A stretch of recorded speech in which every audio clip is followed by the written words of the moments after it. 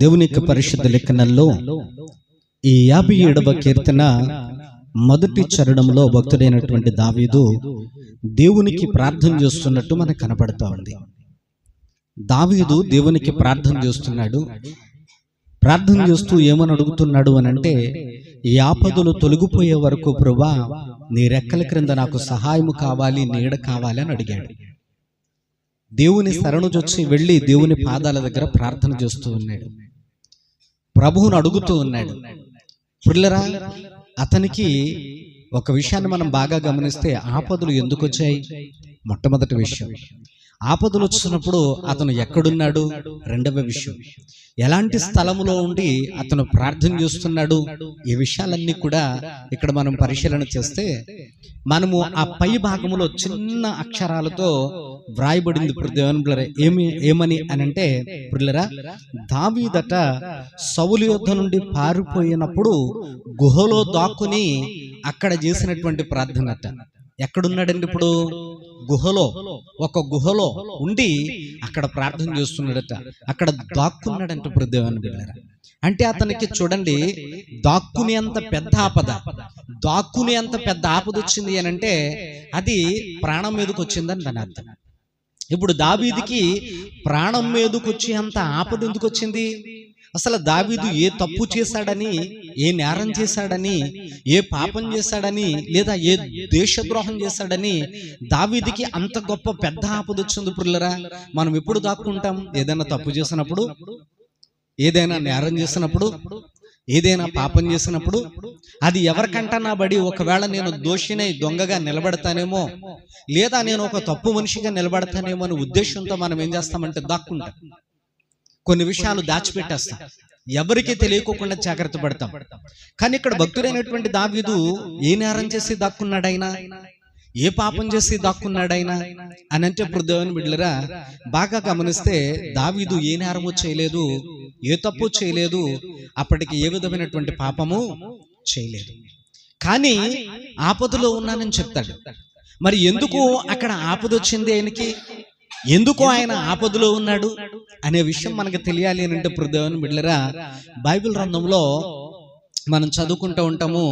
భక్తుడైనటువంటి సౌలు విషయంలో, ఏమంటే సౌలు దావీదు విషయంలో చేసినటువంటి నేరం చూడండి ఎంత ఘోరంగా ఉంటుందని అంటే, మొదటి సమూయేలు గ్రంథంలో 26వ అధ్యాయంలో మనం మొదటి వచనాన్ని చదువుకోగలిగితే అక్కడ కనపడుతూ ఉంటుంది. ప్రభుదేవాన్ని బిడ్డలారా, చూడండి ఒక్కసారి అక్కడ ఏమని వ్రాయబడిందో, అతను ఏ ఆపదలో ఉన్నాడు, ఏమని వ్రాయబడిందండి అక్కడ? అంతటా గిబియాలో సౌలు నొద్దకు వచ్చి దావీదు హుషీను ఎదుట అకీలా మన్యములో దాగి ఉన్నాడని తెలియచేయగా సౌలు లేచి ఇశ్రాయేలీయులో ఏర్పరచబడిన, బాగా గమనించాలి, ఎంతమందిని తీసుకెళ్ళాడు? 3,000 మందిని తీసుకుని, చూసారు ప్రభుదేవాన్ని, జీపు అరణ్యంలో దావీదుని వెతికి చంపడానికి వెళ్ళాడటండి. బాగా గమనించాలి, ఇక్కడ దావీదుని వెతికి చంపేంత నేరం ఏం చేశాడు దావీదు? మీకు అర్థమవుతుందా? కొన్ని విషయాలు మనం బాగా గమనించాలి. ఏ తప్పు చేయకపోయినా, ఏ నేరం చేయకపోయినా మన మీద కొన్ని నిందలు వచ్చి పడతా ఉంటాయి. మనము ఏ విధమైనటువంటి తప్పులు నేరాలు చేయకపోయినా మన మీద కూడా ప్రభుదేవాన్ని మనుషుల్లో కొన్ని పగలు పంతాలు పెరిగిపోతూ ఉంటాయి కదండి. మనం ఏం అనకపోయినా అన్నామని ఫీల్ అవుతారు. మనం ఏం చేయకపోయినా చేసినట్టు భావించుకుని మన మీద పగ పెంచుకుంటారు. మనము ఎవరి మీద పగ పెంచుకోకపోయినా మన మీద మాత్రం పగ పెంచుకుంటారు. అట్లాంటి బాపతే ఇక్కడ భక్తుడైనటువంటి దావీదుకు వచ్చిన ఆపద. పిల్లరా, ఎందుకు అట్లాంటి ఆపద ఎందుకు వచ్చింది అని అంటే, భక్తుడైనటువంటి సౌలు ఇశ్రాయేలు ప్రజలకు, యూదులకు అందరికీ రాజుగా ఉన్నాడు, 12 గోత్రాల వారికి. ఇక్కడ ఆ గోత్రాలలో యూదా గోత్రంలో నుండి భక్తుడైనటువంటి దావీదుని దేవుడు ఏర్పాటు చేసుకున్నాడు.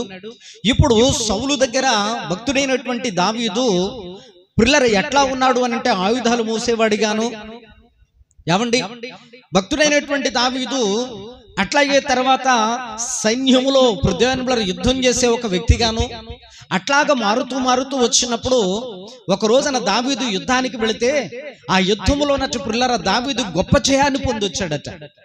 గొప్ప జయాన్ని పొంది వచ్చేటప్పుడు ఈ భక్తుడైనటువంటి దావీదు చూసినటువంటి ప్రజలందరూ ఏమంటూ ఉన్నారు అని అంటే, సౌలు 1000 కొలది 1000 మందికి 1000 కొలది అని అంటే దావీదుకు 10,000 కొలది అని పొగుడుతూ ఉన్నారట. ఆ మాట నచ్చలేదటండి ఎవరికి? చెప్పండి, ఎవరికి? సౌలుకి నచ్చలేదంట. పుల్లర్ గమనించండి. ఇప్పుడు దావీదు చేసినటువంటిది మంచి పనా చెడ్డ పనా? మంచి పనే చేశాడు. దావీదు అక్కడ చెడ్డ పని ఏమీ చేయలేదు పుల్లర్, మంచి పనే చేశాడు. మంచి పని చేసి సౌలకు మంచి అనేటువంటి దానిని చేకూర్చాడు. రాజ్యాన్ని జయించి తీసుకొచ్చి సౌలు చేతిలో పెట్టాడు. కానీ దేవుని బిడ్డలారా, దావీదు చేసినటువంటి మంచి ఎవరికి నచ్చలేదు? ఇప్పుడు సౌలుకి నచ్చలేదు, ఆ దేశపు రాజు గారికి నచ్చలేదు. దేవుని బిడ్డలారా, ప్రజలందరూ కూడా భక్తుడైనటువంటి దావీదులో ఉండేటువంటి ఆ యొక్క ఏదైతే ధైర్య సాహసాలను పొగుడుతూ ఉన్నారు. సౌలు 1000 మందికి భక్తుడైనటువంటి దావీదు 10,000 మందికి సమానుడు అంటూ ఉన్నారు. 1000 కొలదీనేమో సౌలుకి అంటూ ఉన్నారు, 10,000 కొలదీనేమో దావీదుకి అంటూ ఉన్నారు. దేవుని బిడ్డలారా, ఈ విషయాన్ని భక్తుడైనటువంటి సౌలు దానిని మంచిగా తీసుకోలేకపోయాడు. అరే, నాకు సంబంధించినటువంటి వాడు, నా రాజ్యంలో ఉండేటువంటి వాడు, నా కొరకు యుద్ధం చేసినటువంటి వాడు, రాజ్యాన్ని జయించి తెచ్చినటువంటి వాడు, కాబట్టి అతను ఎలా పొగడబడుతూ ఉన్నాడని అతను కూడా సంతోషించి అతిశయించాల్సింది పోయి పుల్లరా, అతను ప్రత్యేకించి దావీదు మీద పగ పెంచుకున్నాడు. దేవుని బిడ్డలారా, కొన్ని విషయాలు ఎదుటి వారికి మనం మంచి చేసినా అవి తిరిగి మనకి ఎట్లా వస్తాయో తెలుసండి? ఇదిగో ఎట్లాగో వస్తాయి. మనం అప్పుడప్పుడు అంటూ ఉంటాం. దేవుని బిడ్డలారా గమనించండి, మంచి చేసినా మనకి ఎదురయ్యేది చెడే. నేను మంచిగా చేశాను కానీ తిరిగి నాకు ఏమి ఎదురైంది? చెడే ఎదురైంది. నేను ఏమనలేదే, ఎందుకు నన్ను తిట్టుకుంటున్నారు? నేను అతనికి ఏమీ చేయలేదే, ఎందుకు నన్ను ఎట్లా పగ సాధిస్తా ఉన్నాడు? నేను ఏమీ అనలేదే, అయినప్పటికీ కూడా ఎందుకు నా మీద ఎట్లా కోపం పెంచుకున్నాడు? దేవుని బిడ్డలారా, సౌలుకి భక్తుడైనటువంటి దావీదుకి మధ్య ఏదైనా వైరం ఉందా? ముఖాముఖి గొడవ పడ్డారా? లేదనంటే అతను ఏమన్నా ఎదుర్కొని మాట అనుకున్నారా? లేదనంటే పూర్వం నుండి వాళ్ళ పెద్దలకి వీళ్ళ పెద్దలకి పాత పగలు ఏమన్నా ఉన్నాయా? కుటుంబ కలహాలు ఏమైనా ఉన్నాయా అని ఆలోచన చేస్తే అసలు ఎక్కడ ఏ విధమైనటువంటి కలహాలు లేవు పుల్లరా. కానీ ఇక్కడ మంచి చేశాడు, కానీ కష్టాన్ని ఎదుర్కొంటూ ఉన్నాడు. ఇక్కడ మంచి చేశాడు, ఆపదలో పడిపోయాడు. ఇక్కడ మంచి చేశాడు, అయినప్పటికీ కూడా ప్రాణభయం చేత పరుగులు పెడతా ఉన్నాడు. మంచి చేశాడు, ఎక్కడో ప్రాణభయం చేత మనుషులు కూడా నివసించలేనటువంటి పర్వత ప్రాంతాలకు వెళ్ళిపోయి కొండ గుహల్లో దాక్కుంటూ ఉన్నాడు. ప్రాణభయం చేత అట్లాంటి పరిస్థితుల మధ్య ఉండి దేవునికి ప్రార్థన చేస్తున్నాడు. పుల్లరా, అలాంటి పరిస్థితుల మధ్య ఉండి దేవునికి ప్రార్థన చేస్తూ ఉన్నాడు. ఆ ప్రార్థనలో అతని ప్రమాదం గురించి దేవునితో మాట్లాడుతున్నాడు. అతని దగ్గర ఉన్న ప్రమాదం గురించి దేవునితో మాట్లాడుతూ ఉన్నాడు. చూడండి పిల్లరా, అతను ఉన్నటువంటి ఆ ప్రాంతం ఎక్కడుంది అని అంటే చూడండి, 1 సమూయేలు గ్రంథం 22వ అధ్యాయం 1 నుంచి చదువుకుందాం. అక్కడ వ్రాయబడినటువంటి మాట, దావీదు అక్కడ నుండి బయలుదేరి చూడండి అదుల్లాము గుహలోనికి తప్పించుకుని పోగా. చూడండి దేవుని బిడ్డలారా, ఏ గుహ అండి అది? చూడండి, గుహలకు కూడా పేర్లు ఉన్నాయండి, అండ్ ప్రాంతాలకు కూడా పేర్లు ఉన్నాయి. ఉంటాయా? ఉండవండి? ఉంటాయి. దేవుని బిడ్డలారా, మనం కూడా పొలాలకు వెళ్తూ ఉంటాం. ఇప్పుడు ఎక్కడ పొలమని అని అంటే మనము దానికి పేరు పెట్టి చెప్తాం కదండి. అమ్మా చెప్తామా చెప్పమా? దానికి పేరు పెట్టి చెప్తాం. దేవుని బిడ్డలారా, ఆ పొంతలో పొలమనో, లేదనంటే ఎర్రగుంటలో పొలమనో, లేదనంటే ఏదో మొత్తం మీద పలానా సావిడి దగ్గర పొలమనో, లేదనంటే పలానా చోట పొలమను, దానికి పేర్లు ఉంటాయి. దేవుని బిడ్డలారా, బాగా ఆలోచించే ఏమండి. అట్లాగే ఇక్కడ కూడా మరి అక్కడ ఉన్నటువంటి ప్రాంతానికి గుహలకి కూడా పేర్లు ఉన్నాయండి. ఆ పేర్లు చూడండి, ఏంటండి అది? అదుల్లాము అనేటువంటి పేరు కలిగినటువంటి గుహలు ఉన్నాయట. ఆ గుహల్లోనికి వెళ్ళి దాక్కున్నాడట. ఆ గుహలు ఎక్కడున్నాయి అని అంటే ఎంగేదు ఆ వనములో, ఎంగేదు అరణ్య ప్రాంతంలో ఉన్నాయట. దేవుని బిడ్డలారా గమనించండి, ఎంగేదు అరణ్య ప్రాంతంలో మన్య ప్రదేశంలో ఉన్నాయి. కొండలు ఏమండి, గుట్టలు మెట్టలు ఉన్నటువంటి ప్రదేశాన్ని ఏమంటాం? మన్యమనే అంటాం కదండి, మన్యమనే అంటాం. దేవుని బిడ్డలారా, ఆ మన్య ప్రదేశంలో ఉందట. అది ఎంత ప్రమాదకరమైనటువంటిది అని అంటే చూడండి, భక్తుడైనటువంటి దావీదు అంటాడు. ఈ 57వ కీర్తనలోని మనం చదువుకోగలిగితే చూడండి, వాక్యములు ఏమని వ్రాయబడింది అని అంటే దేవుని బిడ్డలారా, 4వ వచనాన్ని మనం చదువుకుందామా? 4వ చరణం, నా ప్రాణము సింహముల మధ్య ఉన్నది, కోపోద్రేకుల మధ్యను నేను పండుకొనుచున్నాను. వారి దంతములు శూలములు అవి అంబులు వారి నాలుక వాడిగల కత్తి అని అన్నాడు దేవుని బిడ్డలారా. అంటే అతను ఉండేటువంటి ప్రాంతం ఎట్లాంటి ఘోరమైనటువంటి ప్రాంతమో, ఎట్లాంటి ప్రమాదకరమైనటువంటి ప్రాంతమో చెప్తున్నాడు దేవుని బిడ్డలారా. ఎందుకనంటే ఈ ఎన్గేది అరణ్య ప్రాంతము, మన్య ప్రదేశము భక్తుడైనటువంటి దావీదుకి కొత్త ఏమీ కాదండి. ఈ ప్రాంతాలన్నీ, ఈ కొండ గుహలు, ఈ ఏంటండి ఈ పర్వత శిఖరములు, ఈ రాళ్ళు, గుట్టలు, మెట్టలు, అరణ్య ప్రాంతాలు, లోయలు, ఇవన్నీ కూడా భక్తుడైనటువంటి దావీదుకి కొత్త ఏం కాదు దేవుని బిడ్డలారా. ఇవన్నీ కొత్త ఏం కాదు. చూడండి ఎందుకు కొత్త కాదని చెప్తున్నానంటే దేవుని యొక్క పరిశుద్ధ లేఖనాల్లో చూడండి ఇక్కడ వాక్యములో ఏమని వ్రాయబడి ఉంటుందంటే సమూయేలు మొదటి గ్రంథంలో మనం చదువుకున్నప్పుడు దేవుని బిడ్డలారా అక్కడ ఏమని వ్రాయబడి ఉంటుందనంటే 2వ వచనం చదవండి. ఏమని వ్రాయబడిందండి? అప్పుడు సౌలు ఇశ్రాయేలీయులందరిలో నుండి 24వ అధ్యాయము 2వ వచనాన్ని చదువుకుంటా ఉన్నాం పిల్లలు.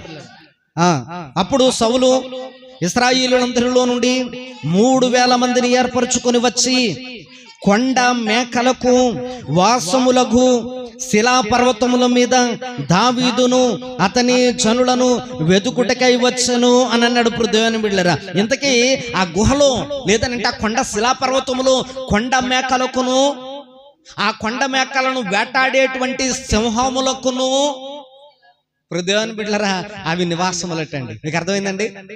అమ్మ అర్థమవుతుందా? కొండ మేకలకును, ఆ కొండ మేకలను వేటాడి చంపేటువంటి సింహములకును అవి పిల్లరా నివాసములంట. ఏమండి అలాంటి ప్రాంతాల్లోనే కదా భక్తుడైనటువంటి దావీదు ఒక రోజున తన మందను మేపుచ్చు ఉన్నప్పుడు ఒక సింహం దాడి చేసింది మంద మీద కదండి. అందుకని ఇక్కడ వాక్యంలో ఏమని వ్రాయబడింది అనంటే సింహముల మధ్య పడుకుంటూ ఉన్నాను నేను. గుహలు అనంటే గుహలు పులులకు సింహాలకు వాసములండవి. ఏమండి నివాసములు. ఈ పులులు, సింహాలు, తోడేళ్లు, ఎలుగుబంట్లు అనేటువంటివన్నీ కూడా ఇప్పుడంటే చాలా క్రూరమైనటువంటి జంతువులు చాలా దట్టమైనటువంటి అడవుల్లోనికి వెళ్ళిపోయి అప్పుడప్పుడు మనం వింటా ఉన్నాం, న్యూస్ లో చూస్తా ఉన్నాం, అక్కడక్కడ కూడా మనం తెలుసుకుంటా ఉన్నాం. దేవుని ఏంటనంటే ఇదిగో జనాల్లోనికి సంచరించేస్తుందంట పులి, పెద్ద పులి అని అంటూ ఉంటారు. ఎలుగుబంటి వచ్చేసిందంట అని అంటూ ఉంటారు దేవుని బిడ్డలారా. కారణం ఏంటి? ఏమండి ఇక్కడ దేవుని యొక్క వాక్యంలో దేవుడు కూడా చెప్తా ఉన్నాడు భక్తుడైనటువంటి దావీదు యొక్క స్థితి ఎట్లా ఉంది అని అంటే అతను ప్రాణ భయం వచ్చేత. ఏమండి అవన్నీ కూడా తెలిసిన ప్రాంతాలే. ఎక్కడ ఏది ఉంటుందో కూడా తెలుసు అతనికి పిల్లరా. ఏ గుహలో ఏముంటుందో కూడా తెలుసు అతనికి. ఏ ప్రాంతంలో ఏ ప్రమాదం ఉందో కూడా తెలుసు అతనికి. అయినప్పటికీ ప్రమాదం పొంచి ఉన్న మనుషుల కంటే అవే బెటర్ అనుకున్నాడు కదండి. మనుషుల కంటే క్రూర మృగాలే మంచివి అనుకున్నాడు. ఈ మనుషుల కంటే క్రూర మృగాల దగ్గరికి వెళితేనే ప్రాణానికి కాస్తైనా రక్షణ ఉంటుంది అనుకున్నాడు. వాటి నుండైనా తప్పించుకోవచ్చు, కానీ మనుషుల నుండి మాత్రము తప్పించుకోలేమనుకున్నాడు. ఎందుకనంటే మనుషులు క్రూరులు, భయంకరమైనటువంటి ఆలోచన కలిగినటువంటి వారు, నమ్మించి మోసం చేసేవాళ్ళు, పిల్లల కూడా ఉండి గోతులు తవ్వేవాళ్ళు, మన పతనాన్ని కోరుకునేటువంటి వాళ్ళు, మన నాశనాన్ని కోరుకునేటువంటి వాళ్ళు, మన చుట్టూరునే తిరుగుతూ మనతోనే ఉంటూ మన ఆనుపాను కనిపెట్టి దేవుని బిడ్డలారా మన స్వనాశనాన్ని కోరుకునేటువంటి వాళ్ళు మనుషులు. అందుకని ఏ మనుషుడునో నమ్మదగిన వాడు కాడన్నాడు పిల్లరా. దావీదు ఈ యొక్క సౌలుని ఎంతో నమ్మాడు దేవుని బిడ్డలారా. ఏం చేశాడండి? నమ్మాడు. నమ్మి తన రాజ్యం కొరకు, రాజు కొరకు తన ప్రాణాన్ని బలంగా పెట్టి యుద్ధములకు వెళ్ళి యుద్ధములో చాలా గొప్ప యుద్ధం చేశాడు పిల్లరా. ప్రాణాన్ని బలంగా పెట్టి ప్రాణాలను సైతం లెక్క చేయక ఎవరి శత్రువులతో పోరాడి జయాన్ని పొంది వస్తే భక్తుడైనటువంటి దావీదుకి ఆఖరికి మిగిలింది ఏంటో తెలుసా? పగా ప్రతీకారం. ఇప్పుడు ఆ పగా ప్రతీకారం నుండి తప్పించుకోవడానికి దావీదు ప్రాణభయం చేత పరిగెట్టాల్సి వస్తా ఉంది. ప్రాణభయం చేత పరిగెట్టాల్సి వస్తా ఉంది. వెళ్ళినప్పుడు ఎట్లా వెళ్ళాడు? జనాలతో. చాలా మంది జనాలతో ఏం వెళ్ళలేదండి. ఏమంటే వెళ్ళాడా? జనాలతో వెళ్ళలేదు దేవుని బిడ్డలారా. అతను ఒంటరిగా పారిపోయాడు. ఒంటరిగా పారిపోయి ఒక కొండ గుహలోనికి పోయి ఆ కొండ గుహలో దాక్కుని అక్కడ దేవునికి ప్రార్థన చేస్తున్నాడు. ప్రభా నేనే తప్పు చేయలేదే, ఏ నేరము చేయలేదే, ఎవరికి ఏ హాని చేయలేదే, ఎవరిని ఏ మాట అనలేదే, ఎవరి మీద ఏ పగ పెంచుకోలేదే, ఎవరికి ఏ విధమైనటువంటి కష్టాన్ని కలిగించలేదే, ఎవరిది నేనేమీ దోచుకోలేదే, నేను ఏ ద్వేష ద్రోహము చేయలేదే, నేను ఎవరి దగ్గర ఏ దొంగతనం చేయలేదే, అయినప్పటికీ కూడా ఈ దినాన ప్రాణాలను అరచేతుల్లో పెట్టుకుని పరుగులు పెడతా ఉన్నాను. ప్రభా నాకు వచ్చిన ఈ ఆపదలన్నిటిలో నుండి కూడా తప్పించగలిగినటువంటి ఏకైక దేవుడవు నీవే అని దేవునికి ప్రార్థన చేస్తూ ఉన్నాడు దేవుని బిడ్డలారా. ఒక విషయాన్ని బాగా గమనించాలి. దావీదుకి కుటుంబం లేదా ఏంటి? అమ్మ దావీదుకు కుటుంబం లేదా? ఉన్నారు. చూడండి, వాక్యంలో మనం చదువుకుంటే దావీదు ఇక్కడ నుండి పారిపోయాడు. దేవుని చాలా దూరం పారిపోయాడు, కొండ గుహల్లోనికి వెళ్ళిపోయాడు. ఆ కొండ గుహల్లో ఉన్నటువంటి దావీదు దగ్గరికి ఎవరు వెళ్ళారో తెలుసండి. చూడండి, మరొకసారి చదువుకుందాం. 22వ అధ్యాయము 1 సమూయేలు గ్రంథము 1వ వచనములోనే చదువుకుందాం పిల్లరా. దావీదు అక్కడ నుండి బయలుదేరి అదుల్లాము గుహలోనికి తప్పించుకొని పోగా అతని సహోదరులను అతని తండ్రి ఇంటి వారును ఆ సంగతి విని అతని యొద్దకు వచ్చి. తర్వాత ఇప్పుడు దేవుని బిడ్డలారా గమనించండి. ఏమండి, నాకు అర్థం కాలేదు. మనకు ఆపద వస్తే ఎక్కడికి పరిగెడతాం మనం?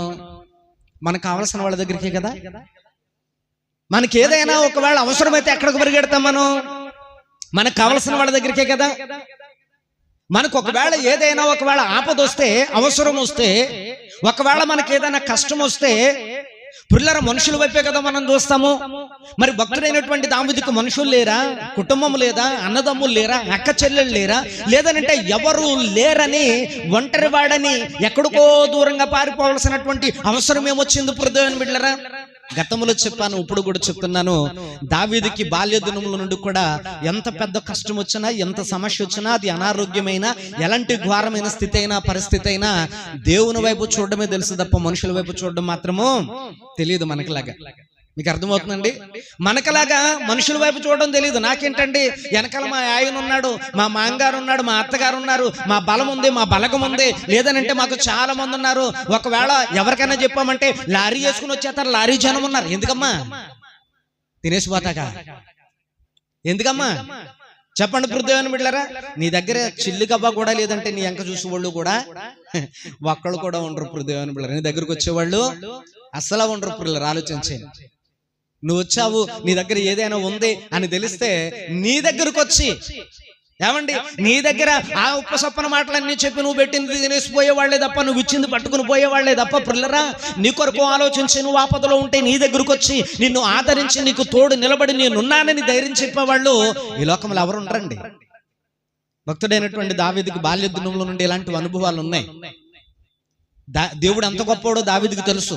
అందుకని పిల్లరా, ఈ ప్రమాదం గురించి వాళ్ళ నాన్నకి చెప్పలేదు, ఈ ప్రమాదం గురించి వాళ్ళ అన్నదమ్ములకి చెప్పలేదు, ఈ ప్రమాదం గురించి పిల్లరా మనుషులెవ్వరికీ ఏమీ చెప్పలేదు. అతను చాలా ప్రమాదకరమైనటువంటి ప్రాంతానికి వెళ్ళిపోయాడండి. చాలా ప్రమాదకరమైనటువంటి ప్రాంతం. కానీ ఆ సమయంలో అప్పుడు అక్కడ అతను ఉన్నటువంటి పరిస్థితికి అది ప్రమాదకరమైన ప్రాంతం అని అనిపించలేదండి. మనుషులుండే చోటే ప్రమాదం అనుకున్నాడు. క్రూర మృగాలు, సింహములు, కొండ మేకలు, ఎలుగుబంట్లు, తోడేళ్లు నివసించేటువంటి స్థలమే శ్యామం అనుకున్నాడు. అందుకని అక్కడికి వెళ్ళి అక్కడ ఆ కొండ గుహలో ఉండి ప్రార్థన చేస్తున్నాడు. ప్రభువా, సింహాలతో నేను పోరాడిన స్థలం ఇది. సింహాలు నా చుట్టూ ఎన్నో తిరుగుతూ ఉంటాయి. నా సింహాలు, ఈ సింహాలు ఉన్న చోట నేను ఇదిగో ప్రాణభయం చేత ఇక్కడ మోకరించి ప్రార్థన చేస్తూ ఉన్నాను. క్రూరులైనటువంటి మనుషులు చూడండి, వాళ్ళు ఎలాగున్నారంట. వారి చూడండి వాక్యములు ఏమని రాయబడిందంటే అక్కడ, కోపోద్రేకుల మధ్యను నేను పండుకొనుచున్నాను, వారి దంతములు సోలములట పిల్లరా, అవి అంబులు. వారి దంతములు ఎట్లా ఉన్నాయటండి? సోలములు, అవి అంబులు అన్నాడు. ఇప్పుడు దేవుని పిల్లలు గమనించండి. అంబులు అంటే ఏంటండి? అంబులు పొదులో బాణం ఉంటుంది చూసారా, ఆ బాణాలు కదండి. బాణము ఎక్కుపెట్టి వదిలితే ఏమవుతుంది? అవతల వాని యొక్క గుండెను చీల్చుకుంటూ మనిషిని హతం చేస్తుంది, చంపేస్తుంది. కాబట్టి ఇక్కడ మనుషులు కోపోద్రేకులైపోయారట. ఏమండి, ఎందుకు కోపోద్రేకులైపోయారు? ఏం పాపం చేశాడని కోపోద్రేకులైపోయారు? ఎందుకు కోపం వచ్చేసింది మనుషులకి? దావీదు చేసినటువంటి నేరం ఏంటి? అడిగేవాడు ఒక్కడు కూడా లేడు. ఏమని అడుగుతారు? పైనేమో రాజు అయినా, పైన ఎవరండి అయినా రాజు దగ్గరికి వెళ్ళి ఇది నువ్వు చేసేది ఇది తప్పు అని అడిగేటువంటి ధైర్యం ఎవరికి సరిపోద్దండి? అధికారం ఆయన చేతిలో ఉంది, అధికారం అంతా ఆయన చేతిలో ఉంది కనుక దేవుని బిడ్డలారా, ఇక్కడ భక్తుడైనటువంటి దావీదు మంచి చేసినా తప్పుడుగా చూసేటువంటి యొక్క సౌలు దగ్గరికి ఎవరెళ్ళి మాట్లాడినా వాళ్ళు కూడా ఇదే గతి పడతారు. అందుకనే ఎవరు ఏం మాట్లాడలేదు పిల్లరా. ఈ విషయము మనుషుల దగ్గర తేలదు అని దావీదుకు తెలుసు. ఇది మనుషుల దగ్గర తేలేది కాదు అని దావీదుకు తెలుసు. సౌలుకు బుద్ధి చెప్పేవాళ్ళు మనుషులు కాదు, దేవుడే అని అనుకున్నాడు. అందుకని ఇప్పుడు దేవుని బిడ్డలారా, మనల్ని బాధించే వారిని, మనల్ని కష్టపెట్టే వారిని, మన మీద పగ పెంచుకునే వారిని, మనల్ని ఇబ్బంది పెట్టే వారిని, మన గురించి తప్పుడుగా మాట్లాడే వారిని, మన గురించి బిడ్డలారా చెడ్డ ప్రచారం చేసే వాళ్ళని, మన మీద లోపల కోపంతో రగిలిపోతున్నటువంటి వారిని, మన పతనాన్ని కోరుకునేటువంటి వారందరి గురించి ఎవరికి చెప్పాలో తెలుసండి మనము? దట్స్ ఆల్, అంతే. ఆయనకి మాత్రమే చెప్పాలి. అది భక్తుడైనటువంటి దావీదు చేసిన పని. మనం కూడా ఎందుకు నేర్చుకున్నాం ఈ మాటలో అని అంటే, మనం అంటాం కదా, ఎంత మంచి చేసినా నాకు చెడే ఎదురవుతుంది. మంచి చేసిన వాళ్ళు కూడా నాకు చెడే చేస్తున్నారు. మనుషులు అంతే, అలాగే ఉంటారు. వాళ్ళ నైజం అదే. పిల్లలు గమనించండి, వాళ్ళకి అవసరం కాబట్టి నీతో అవసరం తీర్చుకుంటారు. కాబట్టి ఒకవేళ నీకు అవసరం వచ్చినప్పుడు వాళ్ళ లాభం ఉంటే నీ దగ్గరకు వచ్చే అవసరం నీకు తీరుస్తారు, అంతే తప్ప ప్రతిని బిళ్ళరా నీ అవసరంలో పాలు పొందాలనేటువంటి ప్రత్యేకమైన ఇంట్రెస్ట్ ఏమీ వారికి లేదండి, ఎవరికి ఉండదండి. అర్థమవుతుందండి? అందుకనే దేవుని యొక్క వాక్యములు ఈ రోజున పిల్లరా అయినటువంటి వాళ్లే, కావలసినటువంటి వాళ్లే, రక్త సంబంధులే, కడుపును పుట్టిన బిడ్డలే, కన్న వాళ్లే తప్పించుకుని పోతున్నారండి. పోవట్లేదా? అలాంటి వాళ్ళే తప్పించుకుని పోతున్నారు. ప్రతిని బిళ్ళరు గమనించండి. అందుకనే దేవుని యొక్క వాక్యములో భక్తుడైనటువంటి దావీదు మనుషుల్ని ఆశ్రయించడం నేర్చుకోలేదు. వాక్యములో ఒక మాట ఉంటది, దేవుణ్ణి ఆశ్రయించిన నరుడు ధన్యుడు. ఎవరండి? ధన్యుడు.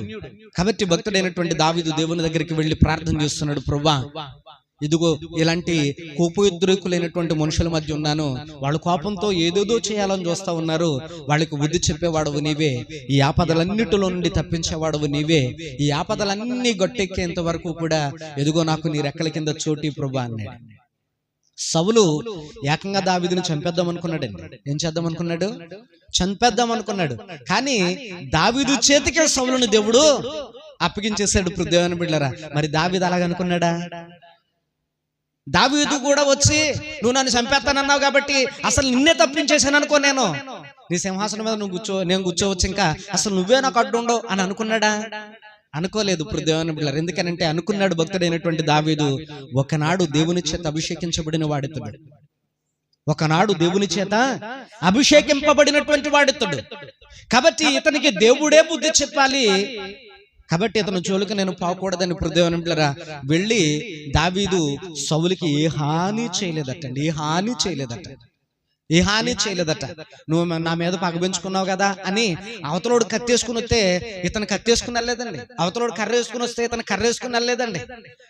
అవతల వ్యక్తి ఏమే అంటే ఈమె ఏంటే అని ఏమీ వెళ్ళలేదండి. దేవుని బిడ్డలారా, అవతలది కాలు దువ్వితే ఈమెమి కాలు దువ్వలేదండి. దేవుని బిడ్డలారా బాగా గమనించండి. భక్తుడైనటువంటి దావీదు ఏం చేశాడు అని అంటే, అతను కయానికి కాలు దువ్వినా ఇతను మాత్రం దేవునికి అప్పగించి నీకు దేవుడే బుద్ధి చెప్పాలనుకున్నాడు. పిల్లరా, మనము ఒకవేళ ఏదైనా తెలియ చెప్పామనుకోండి, ఆ పగలు పంతాలు మళ్ళీ మళ్ళీ రేగుతూ ఉంటాయి, పాత పగలన్నీ కూడా. అదే దేవుడు బుద్ధి చెప్పాడు అనుకోండి, అసలు వేళ్లతో సహా తీసిపారెత్తాడంతే, వేళ్లతో సహా తీసిపారెత్తాడంతే. దేవునికి స్తోత్రం. కాబట్టి ఇక్కడ భక్తుడైనటువంటి దావీదు ఆ విషయాన్ని తెలుసుకున్నాడు గనక వెళ్ళి దేవుని దగ్గర ప్రార్థన చేస్తూ ఉన్నాడు. దేవుని బిడ్డలారా చూడండి, దేవుని యొక్క వాక్యములో ఏమని వ్రాయబడింది అని అంటే, దేవుని బిడ్డలారా పరిశుద్ధ లేఖనాల్లో ఆ మాటను మనం చదువుకుంటే 2వ వచనాన్ని 57వ కీర్తన 2వ చరణాన్ని చదువుకుందాం. మహోన్నతుడైన దేవునికి ఏంటండది? నా కార్యము సఫలము చేయు దేవునికి నేను మొర్ర పెట్టుచున్నాను అన్నాడు. ఎంత కాన్ఫిడెన్స్ గా ఉన్నాడో చూడండి, ఎంత నమ్మకం వచ్చోండి దేవుడు అంటే. అతనికి దావీదు గారికి దేవుడు అంటే ఎంత నమ్మకం వచ్చోండి. వింటున్నారా లేదా? అందరూ వినండి పుల్లరా. దావీదుకి దేవుడు అంటే ఎంత నమ్మకం వచ్చోండి. ఉంటే అంత నమ్మకంతోనే ఉండాలి. భక్తుడైనటువంటి దావీదు దేవుని మీద నమ్మకం కలిగి ఉన్నాడు గనుకనే అది ఆ స్థలం ప్రమాదం అని తెలిసిన అక్కడికి వెళ్ళిపోయాడు కదండి. అవునా కదా? అక్కడ కూడా దేవుడు కాపాడగలడు అనే ఉద్దేశంతోనే దావీదు అక్కడికి వెళ్ళిపోయాడు. ఏమంటాడు? ఇందాక సాల్మన్ రాజు గారు చాలా మంచి పాట పాడారండి. ఇక్కడికి వచ్చి యెహోవా నా కాపరి, యెహోవా నా ఊపిరి, నాకులేమి లేదు, లోయలలో లోతులలో యెహోవా నా కాపరి, సంద్రములో సమరములో యెహోవా నా కాపరి, యెహోవా నా కాపరి,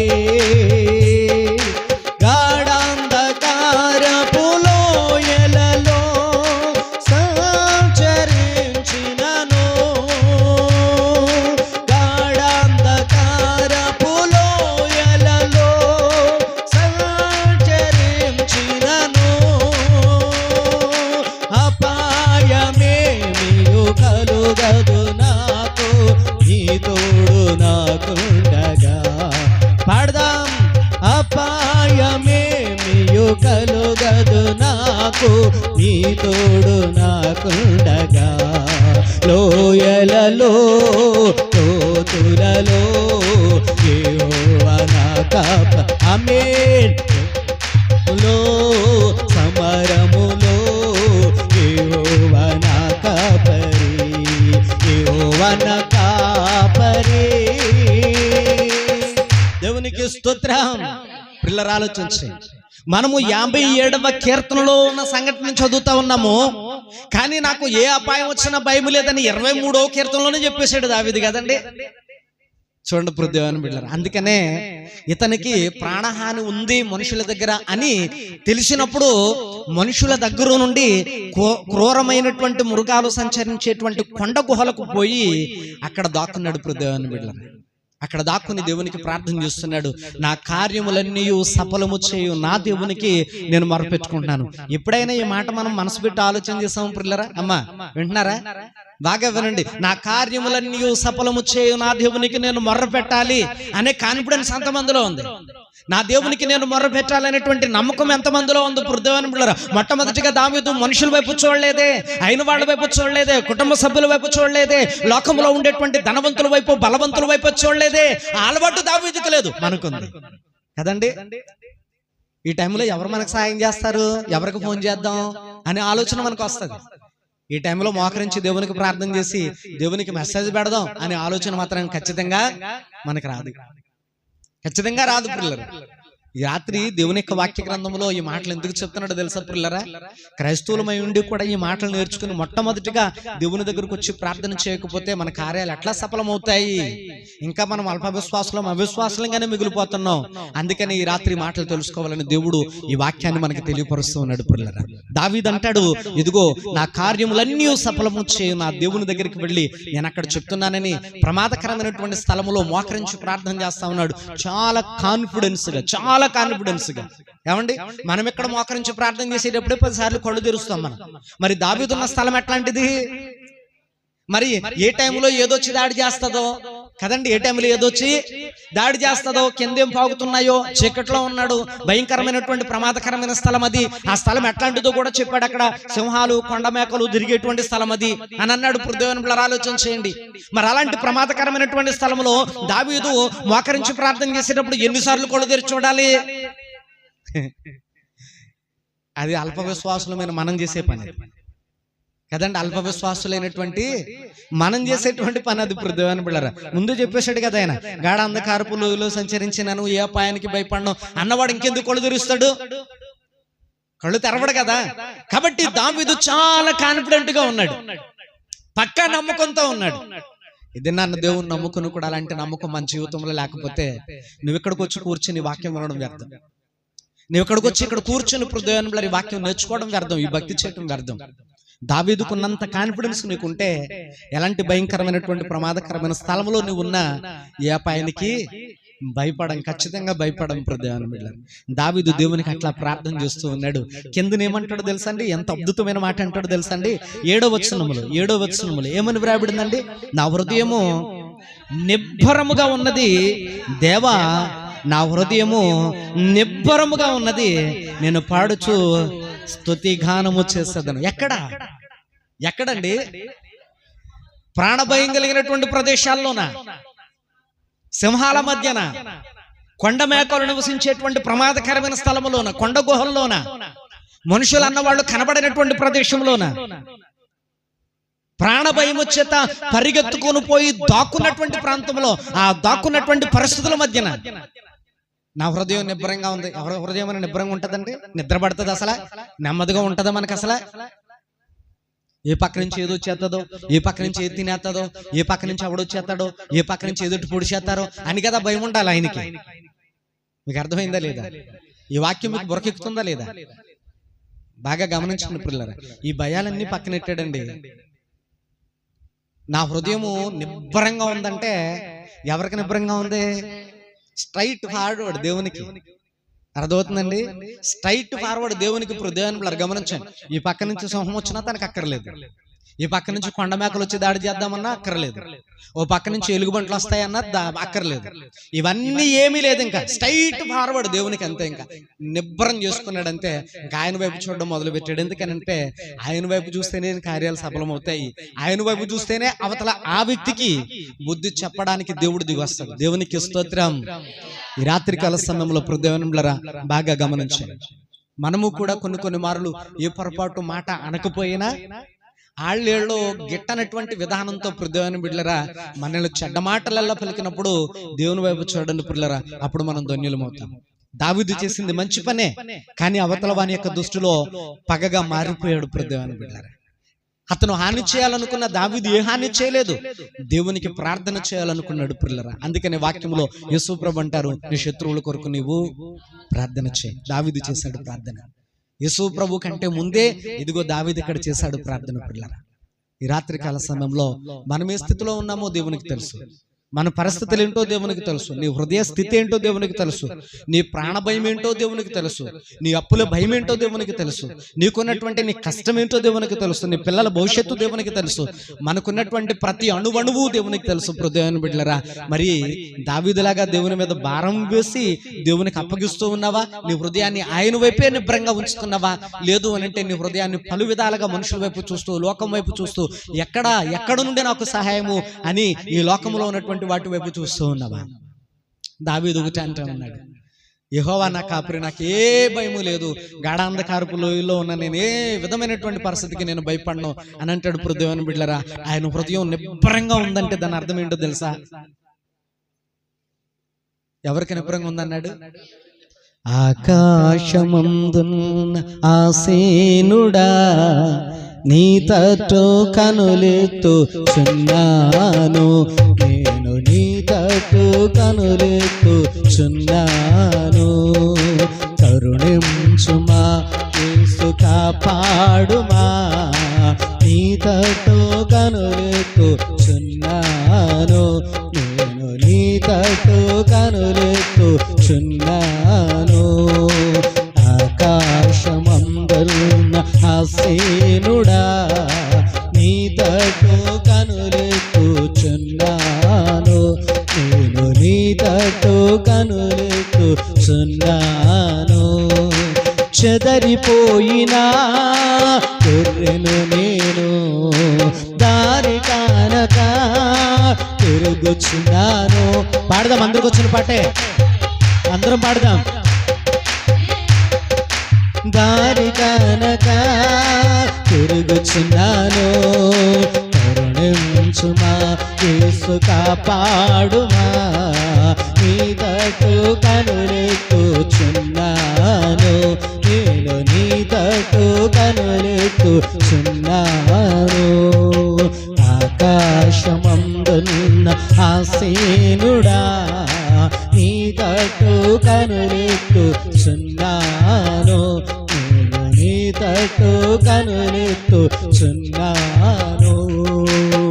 దేవునికి స్తోత్రం. ఎలాగున్నానన్నాడు? చదురుపోయిన గొర్రె. ఇప్పుడు ఈయనకి ఏ దారి కనబడట్లేదు కనుకనే ఆ దారి పట్టుకుని అక్కడికి పోయాడు.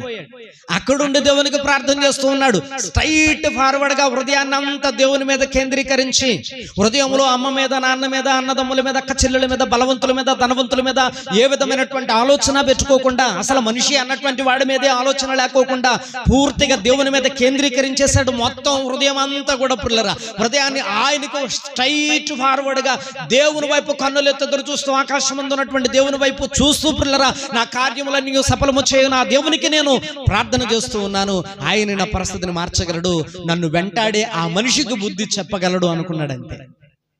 కాబట్టి ఈ ఆపదలన్నీ తొలగిపోయే వరకు కూడా, ప్రభా నీ రెక్కలే నాకు ఆశ్రయం, నీ రెక్కల క్రిందకు వచ్చాను బాబు, నన్ను కాపాడు నైనా, ఇక నీదే భారం, నీదే బాధ్యత, అంతా నీ చిత్తం అని అనుకున్నాడంతే. అందుకనే దేవునిలో దావీదు గొప్పోడయ్యాడు. అందుకని మనం ఇక్కడ ఇలాగ ఉండిపోయాం. నీ పరిస్థితి దేవునికి తెలుసు, గుర్తుపెట్టుకో. నిజంగా దేవుని దగ్గర దావీదులాగా నిలబడితే, దావీదు దగ్గరికి దిగొచ్చి దేవుడు కాపాడినట్లు ఖచ్చితంగా మనల్ని కూడా కాపాడుతాడు. ప్రమాదకరమైన ప్రాంతంలో ఉన్నాడు. ఆ విషయము దేవుడు దేవుని బిడ్డలారా తెలుసుకున్నాడు. తన తల్లిదండ్రులు, కుటుంబ సభ్యులకి తెలియచేశాడు. వాళ్ళు కూడా తోడుగా ఉండడానికి బయలుదేరి దేవుని బిడ్డలారా దావీదు దగ్గరకు వచ్చారు. అందుకంటే ముందు పిల్లరా దేవుడు అప్పటి వరకు ఏ హాని కలగకుండా దావీదుని కాపాడాడు. సౌలుకు బుద్ధి చెప్పాడు. సౌలు స్థానాన్ని దావీదుకి దేవుడు ఇచ్చాడు. ఇవన్నీ అద్భుతాలు జరగడానికి ప్రధానమైన కారణం అతని హృదయం నిబ్బరంగా దేవుని వైపు ఉంది. ఈ రాత్రి నీ హృదయం దేని తట్టుంది ఆలోచించి. లోకం తట్ట, మనుషుల వైపా, కుటుంబ సభ్యుల వైపా, ధనం వైపా, బలం వైపా, అధికారుల వైపా, అసలు నువ్వెవరి వైపు చూస్తున్నావు ఒక్కసారి పరిశీలన చేసుకో. దావీదులాగా నీ హృదయాన్ని దేవునికి స్ట్రైట్ ఫార్వర్డ్ చేయాలనుకుంటున్నావా? నీ సమస్యలకి ఈ రోజే సమాధానం ఇవ్వాలి అని అనుకుంటున్నాడు దేవుడు. పొందాలనుకుంటున్నావా? అయితే మోకరించి నాతో కలిసి ప్రార్థన చేసి ప్రభుని అడుగు. ప్రభా, దావీదు లాంటి అనుభవం. దావీదు ఎన్నో కష్టాలు పడినా ఎప్పుడు ఏ మనుషుల వైపు చూడలేదు. దావీదు ఎన్నో నిందలు పడినా ఏ మనుషులకి చెప్పలేదు. దావీదుకి ఎన్నో కష్ట నష్టాలు ఎదురైనా ఏ మనుషుడి దగ్గరికి సహాయం కోరి వెళ్ళలేదు. బాబు, ఈ రాత్రికాల సమయంలో దావీదు లాంటి అనుభవం నాకు కావాలి. అలాంటి ప్రార్థన జీవితం నాకు కావాలి. అలాంటి ఆత్మస్థితి నాకు కావాలి. అలాంటి నిబ్బరమైన హృదయం నాకు కావాలి. ఎన్నో మారులు ప్రభా అల్ప విశ్వాసనే తేలిపోయింది. ఎన్నో మారులు, ఒక మారు కాదు, 2 మారులు కాదు. నాకు ఆపద వచ్చినప్పుడు ఎవరు రక్షిస్తారని మనుషుల వైపే చూస్తాను. నాకు కష్టం వచ్చినప్పుడు ఈ కష్టంలో నుండి నన్ను ఎవరు గట్టెక్కిస్తారని మనుషుల వైపు చూస్తాను. నాకు సహాయం కావాల్సి వచ్చినప్పుడు అధికారులు చేస్తారా, ధనవంతులు చేస్తారా, బలవంతులు చేస్తారా? నా ఆపదలో నుండి నన్ను గట్టెక్కించే బలవంతుడు, ధనవంతుడు, అధికారి ఎక్కడున్నాడని నాయకుల వైపు, అధికారుల వైపే చూస్తాను. ధనవంతుల వైపు, బలవంతుల వైపే చూస్తాను. వారిని మించిన బలవంతుడవని, వారిని మించిన శక్తివంతుడవని, వారికంటే ముందుగా వేగురమే సహాయం వచ్చేసి ఈ ప్రమాదంలో నుండి తప్పించగలిగిన దేవుడవని అయ్యా ఈనాటి వరకు నేను తెలుసుకోలేకపోయాను. అయ్యా దావీదు తెలుసుకున్నాడు గనుకనే అన్నదమ్ములు ఉన్నారని, అక్క చెల్లెళ్ళు ఉన్నారని, బాబు ఇదిగో భక్తుడైనటువంటి దావీదుకి కన్న తల్లిదండ్రులు ఉన్నారని మనుషుల వైపు పరుగులు తీయలేదు నాయన. మనుషుల వైపు అడుగులు వేయలేదు నా తండ్రి. ఆకాశమందు నీకంటే గొప్పవాడి లోకములో లేడని తెలుసుకుని నీ ఎద్దుకు వచ్చి ప్రభా భారంతో ప్రార్థన చేస్తూ ఉన్నాడు. నీ పాదములు ఎద్దుకొచ్చి ప్రభా నీవు కార్యములు సఫలం చే దేవుడవని తెలుసుకుని నీ పాదముల దగ్గర మోకరించి అడుగుతూ ఉన్నాడు. ప్రాణ భయము కలిగిన వేళ, అయా క్రూర మృగాలు సంచరించే ప్రాంతములో, అయా ఇదిగో కొండ గుహల్లో, అయా ఇదిగో ప్రాణ భయము చేత ఆపదలు కలిగిన వాడై, ఎన్నో కష్ట నష్టాలు కలిగిన వాడై, ఆదరించే తోడు లేని వాడై, నేనున్నాననే ధైర్యము చెప్పలేని వాడై, అయా ఇదిగో ప్రాంతములో, ఎన్గేదు వనములో, ఆ మన్య ప్రదేశములో బాబు ఇదిగో ఆ యొక్క నాయన గుహలో ప్రాణ భయము చేత అల్లాడుతున్నటువంటి ఏకాకిగా ఉన్న దావీదును నువ్వు చూసావు నా తండ్రి. ఈ రాత్రి నా బాధ నీకు తెలుసు, నా కష్టము నీకు తెలుసు, నా వేదన నీకు తెలుసు, నా దుఃఖము నీకు తెలుసునైనా, నా కుటుంబంలో ఉండే ప్రతి పరిస్థితి నీకు తెలుసునైనా, ప్రతి పరిస్థితి నీకు తెలుసేసయ్యా. నా స్థితిగతులన్నీ నీకు తెలుసునైనా, అందుకొక్కసారి జ్ఞాపకం చేసుకోవా యేసయ్యా అంటే సహాయం చేసే దేవుడే. మరి నువ్వు ప్రార్థించే వ్యక్తివేనా? మొదటిగా దేవుని వైపు చూసే వ్యక్తివేనా? ఆయన నీ కార్యములు సఫలము చేయగలిగిన దేవుడని నమ్మి మోకరించి ప్రార్థన చేసే మనసు నీకుందా? ఆయన వైపే చూసే నిబ్బరమైనటువంటి మనసు నీకుందా? నిబ్బరమైన హృదయం నీకుందా? ఒకసారి ఆలోచించి, ఎన్ని మారులు నీకు ఆపద వస్తే ఎవరి వైపు చూస్తావు? ఎన్ని మారులు కష్టాలు వస్తే నువ్వు ఎవరి వైపు చూస్తావు? ఎన్ని మారులు నీకు ఇబ్బందులు కలిగితే ఎవరి వైపు నువ్వు అడుగులు వేస్తావు? ఎన్నో మారులు అవసరాలు వస్తే ఎవరి దగ్గరికి పరిగెత్తావు? ఎన్ని మారులు అనారోగ్య పరిస్థితులు వస్తే, అప్పులు కలిగితే, కుటుంబంలో కలహాలు వస్తే, గొడవలు జరిగితే, బాధలు కలిగితే, నిందలు వస్తే నువ్వెవరితో చెప్పుకోవడానికి వెళ్ళావు? ఏ మనుషులను వెతికావు? ఒకసారి ఆలోచించి, నువ్వు మనుషులను ఆధారం చేసుకుని భక్తి చేస్తున్నావా? నీ జ్ఞానం మనుషులను ఆధారం చేసుకుందా? నీ విశ్వాసం మనుషుల మీద ఉందా? నీ నమ్మకం మనుషుల మీద ఆధారపడిందా? దేవుని మీద కాదా? ఒక్కసారి పరిశీలన చేసుకో. ఎవరి దగ్గరికి వెళ్ళి చెప్పుకున్నా నీ బ్రతికే చిన్నదైపోద్ది. నువ్వే హేళన పాలవుతావు, అవమానం పాలవుతావు, అపహాస్యం చేస్తారు.